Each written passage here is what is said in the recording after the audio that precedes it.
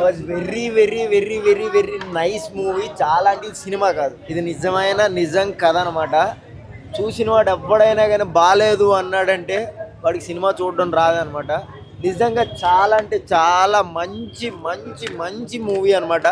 మధ్య తరగతి వాడికి, డబ్బున్న వాడికి ఎలా అయితే ఉంటుందో అలాగే కోర్టులో ఉండే లాయర్స్ లూప్స్ కూడా దీంట్లో చాలా వరకు తెలుస్తాయి అనమాట. చాలా ప్యూర్, చాలా అంటే చాలా ఫ్రెష్ ఫీల్ అనమాట. చాలా అంటే చాలా బాగుంది. నాకు మళ్ళీ చూడాలని ఉంది. చాలా అంటే చాలా బాగుంది. నాకైతే చాలా రోజుల తర్వాత ఇది సీతారామం తర్వాత ఒక మంచి మూవీ, బ్యాంగ్ అయిపోయే మూవీ చూశాను అనమాట. లవ్డ్ ఇట్, కిల్డ్ ఇట్ అనమాట. నాని చెప్పాడు హిట్ 3 చూడొద్దు అని.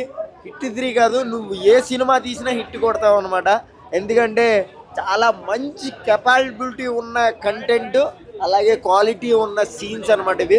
చాలా అంటే చాలా మంచి ఒక లైన్ థీరీ ఉంది కాబట్టి కంప్లీట్లీ ఇది 100% హిట్.